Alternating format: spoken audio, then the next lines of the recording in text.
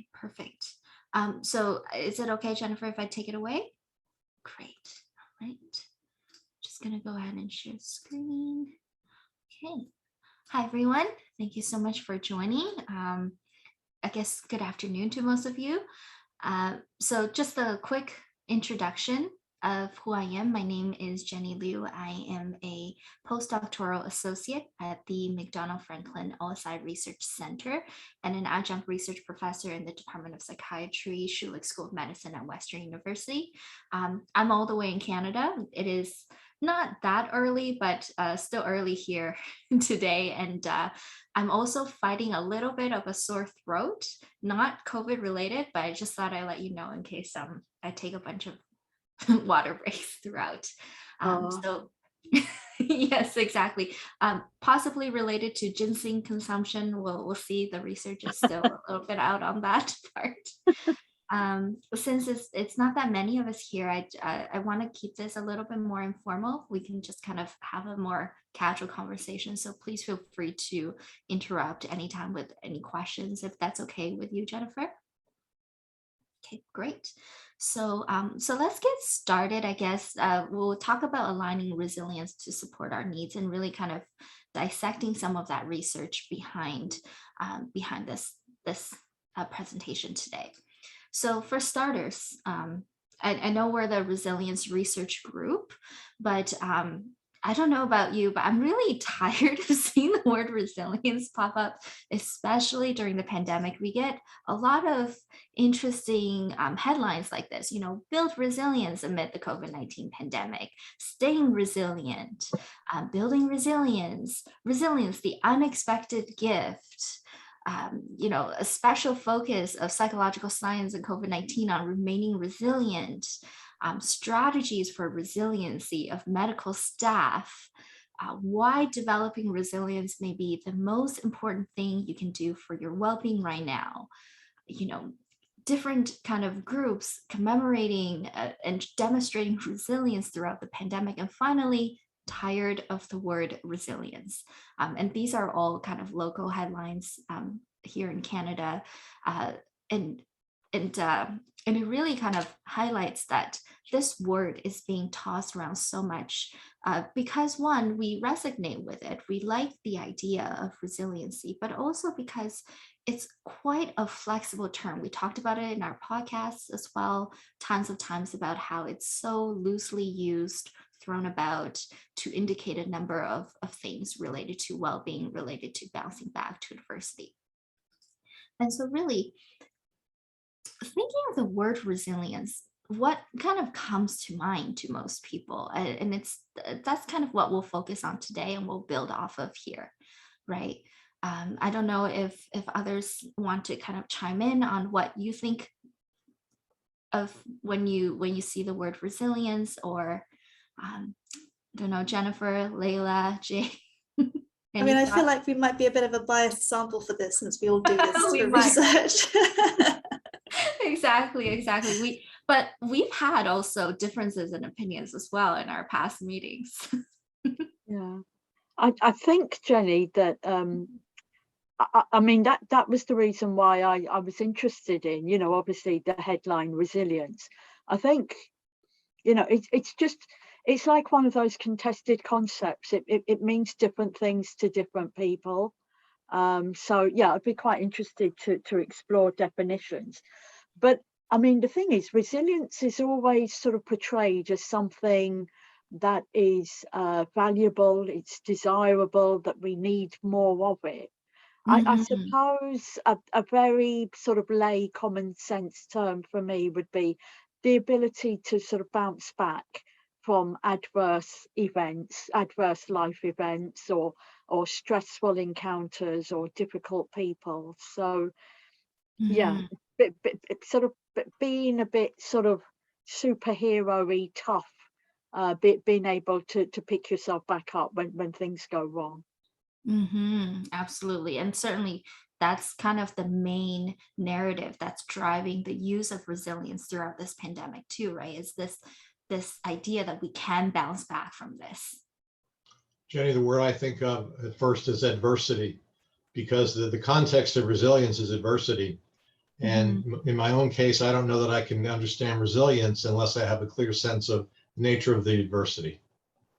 Absolutely, absolutely. And yeah, we're really, we're speaking amongst peers here, right? So so that the context of that is so important. And what we see typically is, of course, recovery, bouncing back after adversity. So that very specific sort of context wrapping around that is that there has to be sort of a precursor or, some sort of adverse event. And that's also something that we can kind of explore. Like, what is adversity? Is it potentially traumatic events? Is it is it just feeling down and out? Is it a mood? Is it a transient state? Does it have to be specifically a trauma? But we also do see people use the word resilience in association with more trait-like dispositions or characteristics like grit and hardiness. But also to the general lay public, we typically use resilience to associate it with some more of the positive protector factors, or just the idea of thriving. We think if we're resilient, then we must be thriving. And maybe there's even some sort of gene or underlying quality or characteristic driving that. We see that certainly in the biomarkers research as well. And of course, my favorite, every time there's a resilience webinar or talk, there's some sort of flower rising up or a plant rising up from, what looks to be very barren land. So again, just to poke fun at, how much we see resilience, especially in the last 2 years or so. And Jay, one of the things that's so interesting that you touched upon is there needs to be adversity. And so there needs to be room for the use of resilience, but this is also not always uniform. We see the utility of resilience for different contexts as well. We see it in terms of, something that's very short-term or very immediate, like keeping safe in a crisis, or just being able to maintain a sense of health and functioning after experiencing trauma. But we also see resilience needed for longer term adjustments. There's a lot of work looking at the trajectories of resiliency or non-resilient trajectories. Banana has done that work for many, many years, looking at kind of the different trajectories of recovery or response following trauma or potentially traumatic events. And then finally, we do see the resilience used for promotion of thriving and productivity. That's certainly, there's a whole entire market out there for resilience training in the workplace, apps, resilience training, development for different companies, all of those types of things. And so it's difficult to say, what we actually do use resilience for, and it certainly covers a big spectrum of things, which then kind of begs the question, well, what are our resilience needs across the spectrum? Well, the first is kind of to live and to survive, right? That's idioms of survival has been linked to resiliency, and that's been heavily embedded in different cultures as well, not just in the Western culture. I think Emily Mendenhall, Catherine Penderbrink, and Maston, they've done this work looking at like children's or I guess refugees, just looking at how do different cultures understand or manifest resilience or become resilient under those contexts of extreme adversity. They've looked at different idioms as well of distress, and the flip side, which is considered resiliency, because we need some type of combination of factors in order to live or to survive under those kind of extreme traumatic conditions.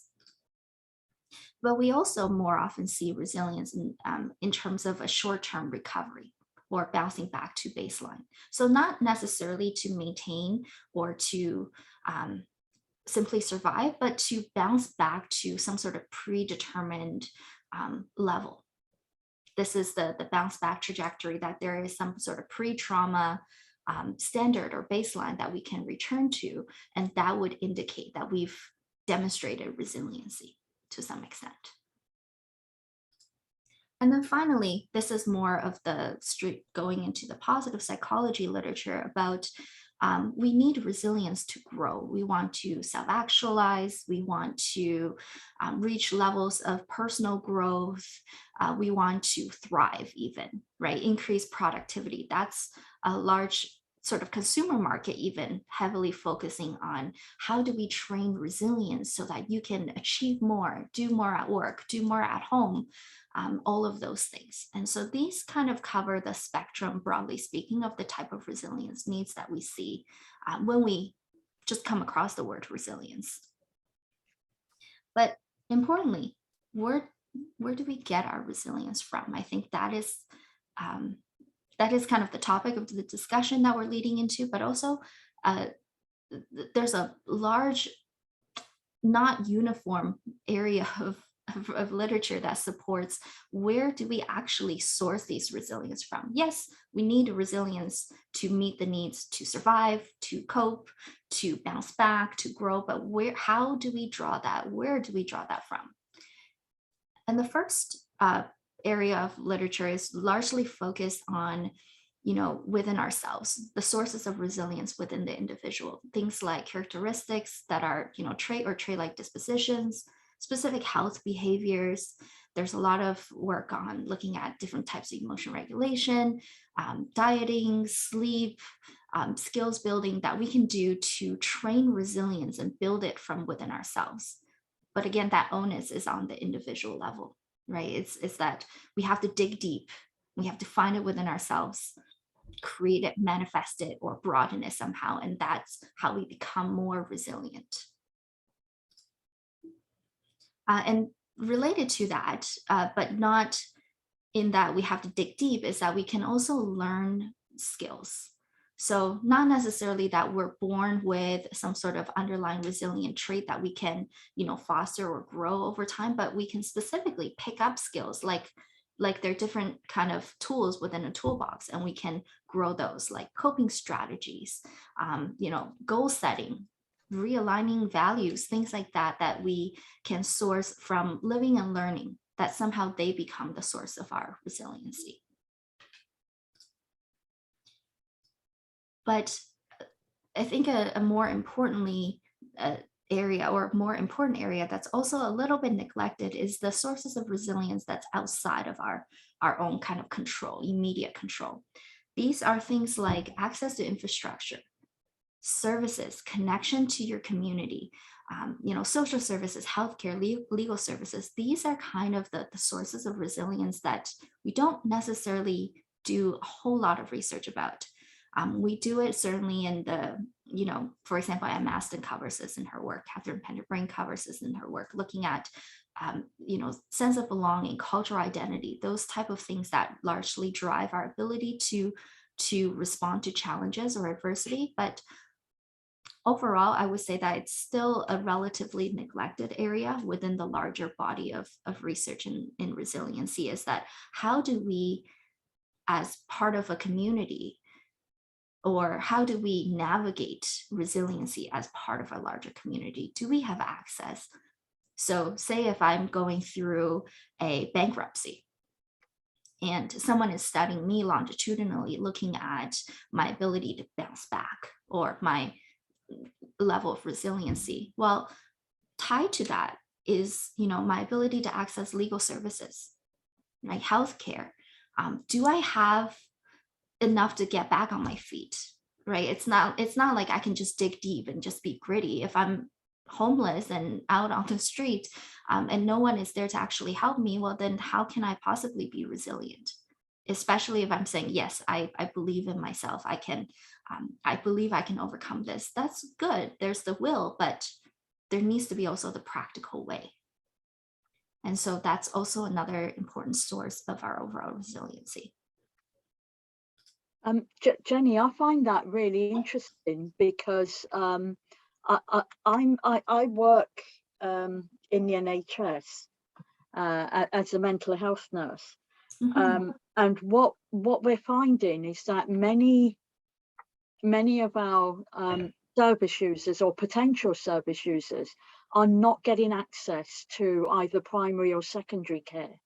Mhm. So it's very interesting that you know, the questions that we ask at assessment are things like, who is in your social network, who is there to support you, because increasingly health and social care is not there to meet sometimes even the most basic of needs, let alone mental health needs or psychiatric needs.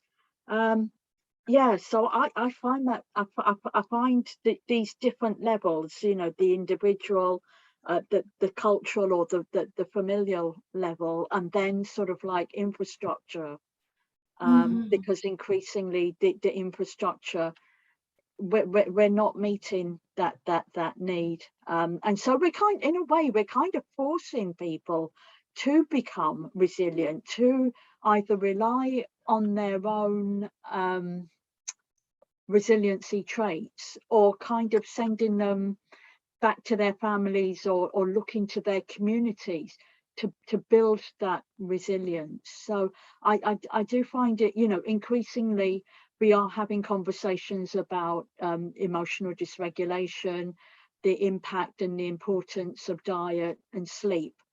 Mhm. But you know, again, that, as you were saying, that will only go so far. Um, Exactly.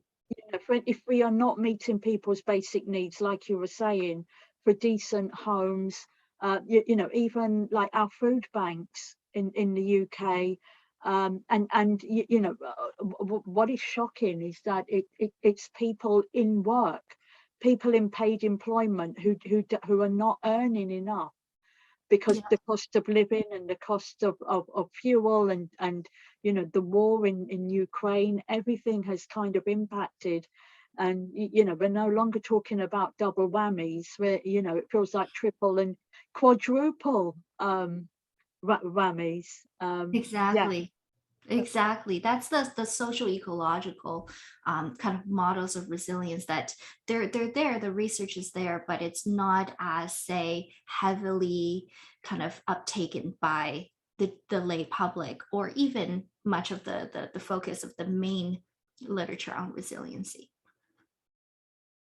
And so kind of all this to say is that so far we've represented resilience as this outcome that meets different needs, that we can pull from different sources. But let's kind of dig a little bit deeper there, and let's look at the literature on, can we increase our resilience? Right. The title of the talk is, you know, aligning resilience to support our needs. So there is an underlying connotation that there's something we can do about resilience. And so what does that literature actually say then? So my team and I undertook this work to just look at, you know, what are the resilience interventions out there, and what do they actually, what does the data say, right? Is there any kind of improvement? So we searched resilience intervention, promoting resilience, anything to do with resiliency. We kind of searched under that broad umbrella terms, and we conducted our search of over 10,000 studies, and included, after the 2 rounds of review, 268 studies that had some type of resilience promoting intervention, and specifically described their intervention as resilience promoting or increasing resilience. And we collected over 15,000 samples of data.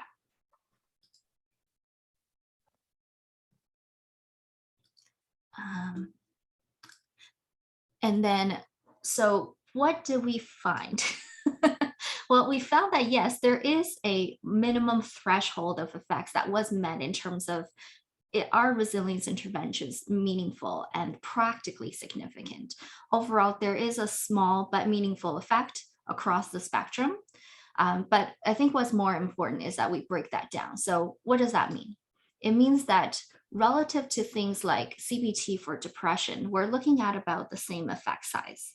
I know the number is slightly smaller at Hedges G of 0.48, but in terms of the category of effect sizes, it's relatively the same, right? So overall, we know that resilience interventions work, and they have a comparable effect to CBT for depression.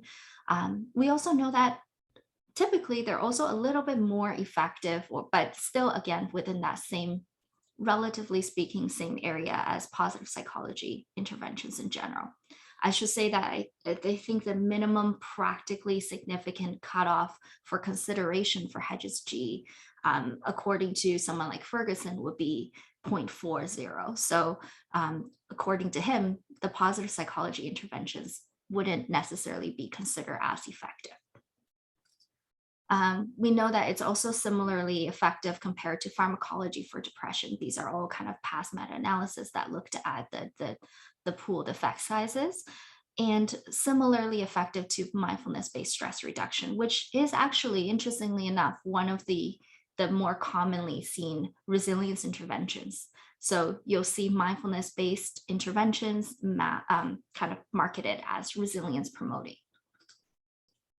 And of course, to the surprise of no one, these effects are quite heterogeneous. There's a whole range of effect sizes, from extremely negatively large effects to extremely, extremely positive effect sizes of 11.81. So all this to say is that it's hugely variable, and it's really hard to actually even categorize. But we were able to largely group them, both in terms of the level of risk that the population group is demonstrating, right? Are the people participating in these interventions, do they face any type of risk, or are these, high functioning adults in high paying jobs just taking part in the study, or are they kind of children of refugees? So all these to consider is, well, we find that adult populations that are experiencing moderate to high level of risks are experiencing the most improvements out of these sort of resilience promoting interventions. And looking at the kind of different outcomes measured, which range from anything like perceived social support to looking at changes in emotion regulation to actually changes in resiliency scores on a number of resilience measures, we're finding that interventions using evidence-based strategies and looking at different types of self-reported coping and emotion regulation are showing the largest effects. Also, interventions that are focused on physical activity and that looks at reductions in symptoms. So behavior activation, for example, those are also showing extremely large effects in terms of promoting resilience. Social support, as well as mindfulness and psychoeducation are also up there in terms of what we're finding as the drivers of these larger groups of effect sizes. These are just kind of caveats for consideration for what kinds of resilience promoting interventions are effective. But breaking that down a little bit more is that up to this point, we haven't really talked about what is resilience or the process of resilience. And so what we can gain from this large meta-analysis is really that resilience is not a one-size-fits-all solution. General skills building strategies do show the most improvement, but that's because also they're the easiest to demonstrate on a short term, right? Whether it's a 4-week, 6-week, 8-week program, we can very easily operationalize the specific skills and then measure them and look at those changes. So what does that say about resiliency? Not a whole lot. As well, another consideration is that there has to be some sort of capacity for growth or for change. So a big critique of positive psychology interventions has been that they don't work, or they're showing very little effect sizes. But if you look at who are the people partaking in those kind of interventions, there's not a whole lot of latitude in terms of growth. If you are already high functioning, if you are already high achieving, if you are not really facing, very traumatic events or even a lot of daily stressors, there's not a whole lot of room for your mood to change, for your overall well-being to improve, because you're already up there. Like, there's certainly that glass ceiling effect. So for resilience interventions or interventions promoting any type of resiliency, there has to be at least some room for that growth to occur. And finally, matching needs to the population has been something that is really important. We looked at these resilience interventions, and we looked at whether they contextualized it to the specific populations they're serving. For example, do they identify or take steps to say, okay, we're adopting this CBT protocol to serve, I guess, children of divorcee parents who are not making friends at school, and we're doing it XYZ ways so that it tailors to their needs. Do they do some sort of needs assessment to look at what is it that this population actually needs in order to be resilient, in order to support them as they overcome certain challenges? And we're finding that across the board, interventions that have taken some steps to customize or tailor their content to the needs of the participant are showing the most effects, whether that's even just adjusting the format or adjusting the way that something can be accessed. And absolutely, I will send the paper, and thank you, Jay, for sending your article. I didn't want you to think I wasn't reading your messages. Okay, so I guess the now begs the question. We've talked about resiliency, we talked about the needs, we talked about it as the outcomes and what are the sources. Now I think it's time that we actually define resilience. And the challenge and considerations in defining resilience is that, well, across the board, researchers don't typically agree on what is resiliency, right? Is it an outcome? Is it a trait? Is it a process? I mean, Jennifer, we've had entire podcasts, multiple podcasts. I think every single podcast we've had, we go back to this lack of general agreement, right? There's Pretty no much, yeah. yeah, there's no golden standard on how to define resilience, what we consider it to be. Is it a unifactor sort of structure? Is it a latent factor? Is it like a bifactor? Like, what is it? And also, another interesting thing is that there are inter-individual differences. For example, how I respond to, I don't know, losing my job might be very different than how I respond to, I guess, a bereavement, right? So depending on that trauma or depending on that specific stressor and challenge, how I respond is very different. So then am I not resilient in one context? Am I resilient in another context? Then is it something that's outside of me? Or do I just take an average and say I am generally a resilient person, right? How do we kind of consider that differences as we jump from one instance to another? And then further complicating that even is the inter-individual differences, right? We can see two people that are experiencing the same adversity, having the same access, right? For example, middle class, living next to each other, next door neighbors, both students somehow lose one parent. I don't know why I always go back to bereavement, I'm sorry. But we see one person thriving over the years and another person, not doing so well, right? So then how do we account for those differences when at the surface level, things seem to be the same and that the challenge that they're facing is relatively the same? And so these are kind of what is complicating our study of resiliency. And so given all of these challenges and considerations, I thought, well, what is resilience?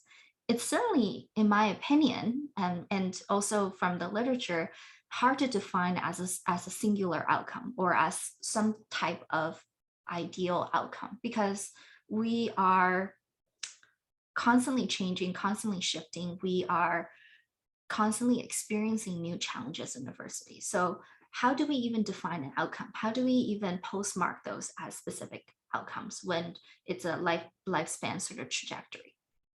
And if it's not an outcome, it's also not necessarily a trait, right? We know that we can pull our sense of resiliency from all these different sources, not just within ourselves.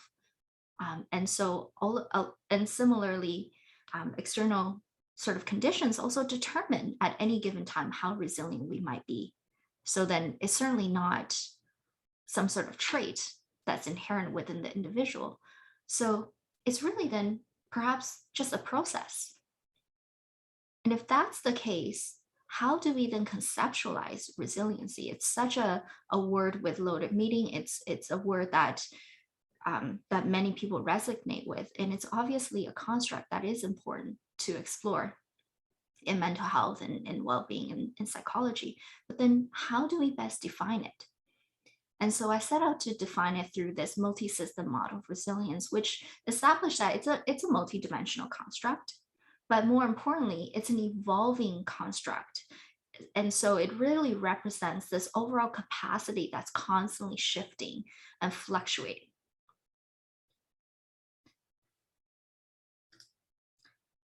And so specifically, what I wanted to do was I wanted to pull the literature together and look at, well, we know that we need our resilience to respond to different needs. We know that we also source our resilience from different kind of levels. And so how can I put that under a big framework to better understand this overall process? And so that is kind of how the multi-system model of resilience came to be. It's a broad framework that understands resilience as a process that's sourced from multiple domains and in response to varying needs. Just going to move this because it's covering the text. Perfect.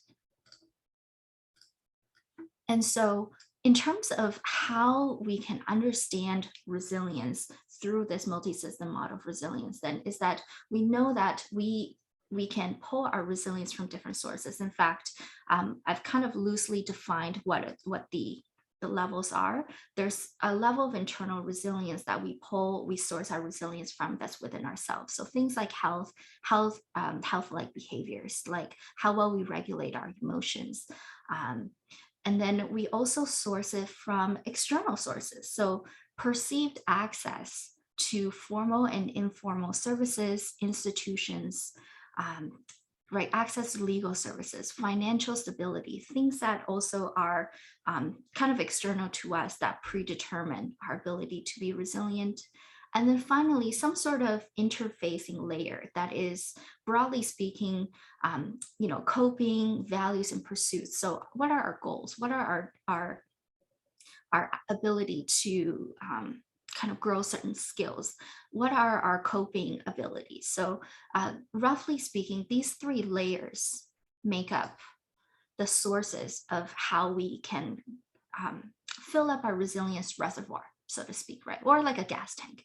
We can pull resilience or fuel up from any of these sources. But that's also not enough to define resilience. We also need to know what we need it for, right? If I have lots and lots and lots and lots of access to external sort of sources of resilience, right? I have lawyers, I have access to healthcare, I have great insurance, I have enough money to pay all my bills and more things. But what I need resilience to do is to actually grow as a person, or to achieve a personal milestone of getting a promotion at work or something like that. That doesn't really have to do with those external sources, then that will also change the way that my resiliency will be under that specific challenge or context. Similarly, if there is a refugee that is moving to Canada and relocating, and they have no access to legal services, they don't have healthcare, and their health is suffering, right? And they don't know anyone, they have no social connections, they don't feel like they belong in that community, but their needs are to actually settle and plant some roots in that community. Well, then, even if they have a lot of tenacity, even if they're very hardy or they're gritty, their resiliency will be very limited, because the sources that they need to support their resilience needs don't necessarily match. And so through that kind of matching mechanism, we can understand resiliency as this evolving capacity, or this process of matching the sources that you can pull to build your resilience in meeting the specific needs that you have at any given time. And so in terms of the needs, I also did a sort of a hierarchical approach to understanding that. Roughly speaking, looking at Maslow's hierarchy of needs, right? We have a some basic needs related to survival, to the essential needs, being secure, feeling safe, feeling, healthy. Those are kind of our basic level of needs. And for those needs, we can pull resilience resources to respond in any specific way. But then as we evolve to a different set of needs, what we need to draw resiliency from might be different. So the next step up will be maybe situational needs, things that come up unexpectedly that might drain our resilience reservoir. So not only do we need to feel safe and secure and build the essential foundations, but we also need to have a little bit left over in our resilience tank to respond to the situational fluctuations that might come up unexpectedly. And finally, once we've have those kind of needs established, then there's a level of self-actualization or self-growth or potential in terms of longer term outcomes, thriving. And all of those can be understood through this broad framework of understanding resilience as this source meeting needs kind of matching paradigm.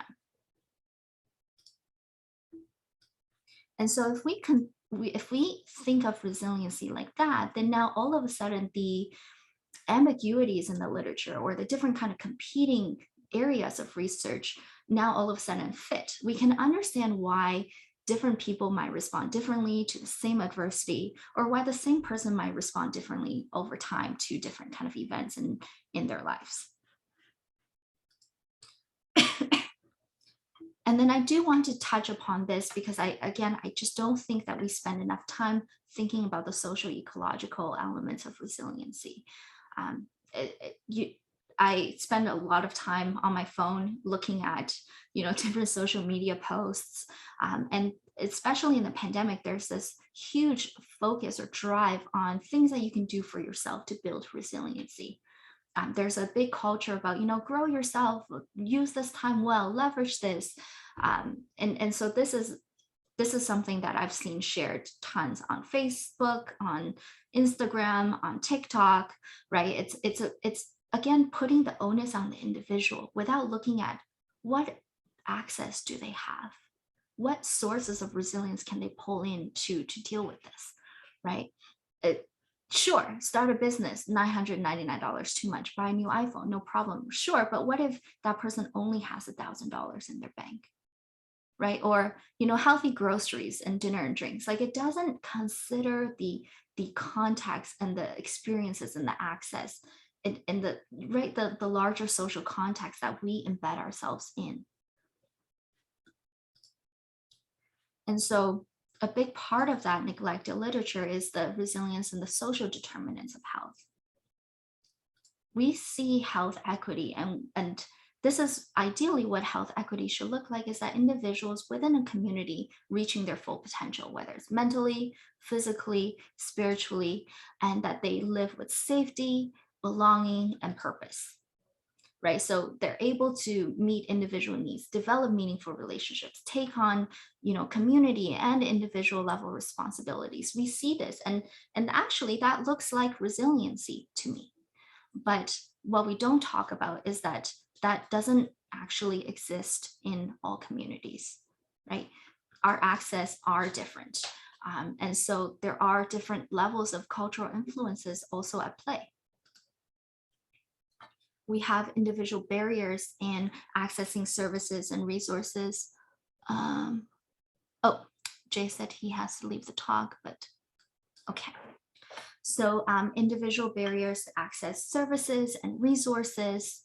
We have community attitudes, experiences, and needs that might influence how we see our ability to belong in any community.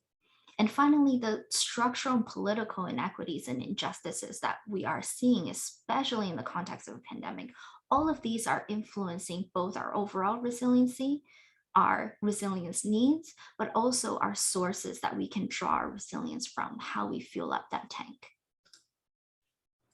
And so then if we take all of that into consideration and we go back to that multi-system model of approaching resilience, now we can see that there are different levels of needs, right? There's the essential needs related to safety and security of everyday living. I just want to stay safe. I don't want to catch COVID-19. I don't want to go out there and get targeted because of my cultural background or heritage or my religious or political views. I want to stay safe. There's also needs related to not feeling like I'm languishing. I want to feel like I am present, I'm showing up, I am responding to challenges at work. These are kind of unexpected challenges. And finally, I want to reach my potential. I want to not burn out. I want to grow. I want to achieve so much more. And these are kind of the new challenges that will occur. And now we can understand that through that multi-system broad umbrella of looking at resilience, all of these are kind of potential areas that we can achieve resiliency, that we can meet those needs. But we need to understand that it's not an outcome. It's not a trait. It's a matching sort of process.